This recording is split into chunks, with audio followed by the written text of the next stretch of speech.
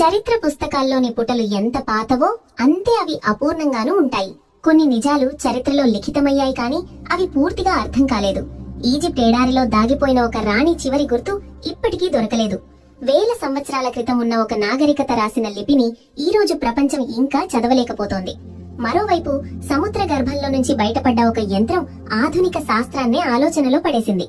కొన్ని రాజుల కథలు మాత్రం అంతగా పొడవుగా ఉన్నాయి. అవి కాల పరిమితిని దాటి ఉన్నట్టుగా అనిపిస్తాయి. ఇవన్నీ ఊహలు కావు, ఇవే చరిత్ర. ఇప్పటికీ మౌనంగా ఉన్న ప్రశ్నలు. నిజాలున్నాయి కానీ సమాధానాలు పూర్తిగా లేవు.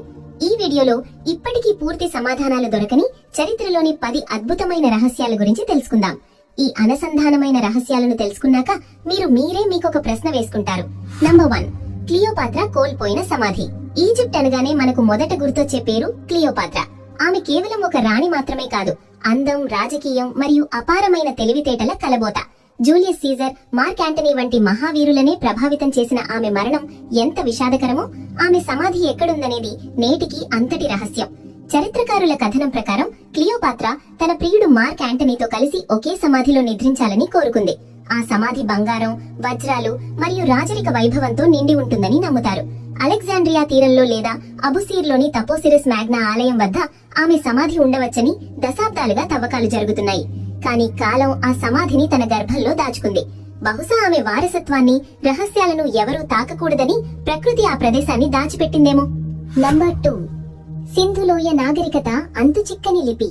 నేటికి శాస్త్రవేత్తలను ఆశ్చర్యపరిచే అతి పురాతన నాగరికత సింధులోయ నాగరికత. వేల సంవత్సరాల క్రితమే వారు నిర్మించిన ప్రణాళికాబద్ధమైన నగరాలు, డ్రైనేజీ వ్యవస్థ, వెడల్పైన రోడ్లు చూస్తుంటే వారు ఆధునిక ఇంజనీర్ల కంటే తక్కువ కాదనిపిస్తుంది.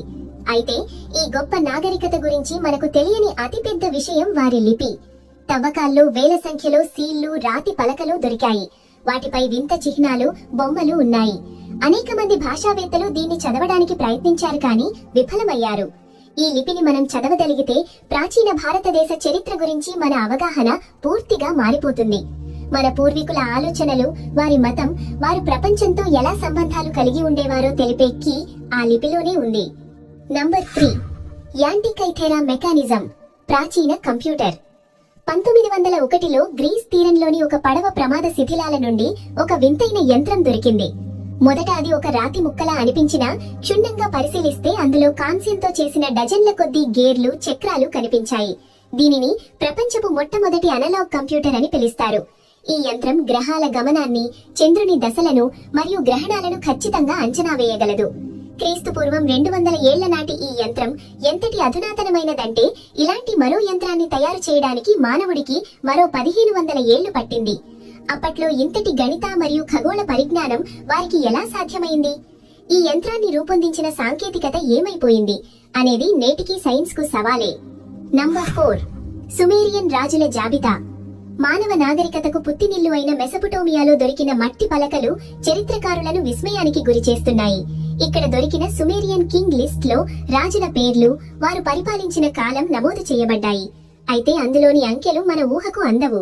కొంతమంది రాజులు 28,000 సంవత్సరాలు, మరికొందరు 36,000 సంవత్సరాలు పాలించినట్లు ఆ జాబితాలో ఉంది. ముఖ్యంగా మహాప్రళయం ముందు రాజుల పాలన వేల సంవత్సరాలుగా చూపబడింది. ఇది కేవలం పురాణ గాథనా, లేక ప్రాచీన కాలంలో మనుషుల ఆయుష్ నిజంగానే అంత ఎక్కువగా ఉండేదా, లేదా వారు కాలాన్ని లెక్కించే పద్ధతి వేరా? ఈ జాబితా చరిత్ర మరియు పురాణాల మధ్య ఉన్న గీతను చెరిపేస్తోంది. నెంబర్ 5, స్ఫింక్స్ అంతర్భాగంలో దాగున్న గదులు. ఈజిప్టులోని గ్రేట్ స్ఫింక్స్ కేవలం ఒక విగ్రహం కాదు, అది రహస్యాల గని. సింహం శరీరం, మనిషి తల కలిగిన ఈ భారీ శిల్పం కింద రహస్య గదులు, సొరంగాలు ఉన్నాయని చాలా కాలంగా వాదనలున్నాయి.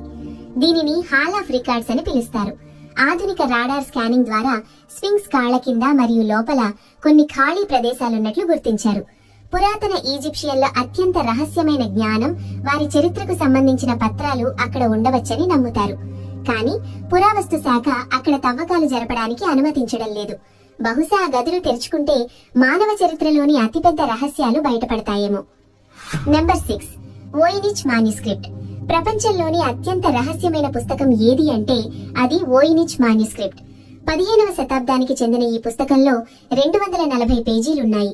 ప్రతి పేజీలోనూ వింతైన భాషలో రాసిన అక్షరాలు, ఈ భూమిపై ఎక్కడా లేని వింత మొక్కల చిత్రాలు, ఖగోళ పటాలు మరియు స్నానం చేస్తున్న మహిళల బొమ్మలున్నాయి. రెండో ప్రపంచ యుద్ధ కాలంలోని మేటి కోడ్ బ్రేకర్లు కూడా దీనిని చదవలేకపోయారు. ఇది ఏ భాష? అసలు ఇది నిజంగానే ఏదైనా రహస్య సమాచారాన్ని కలిగి ఉందా, లేక ఎవరైనా ఆట పట్టించడానికి రాసినదా?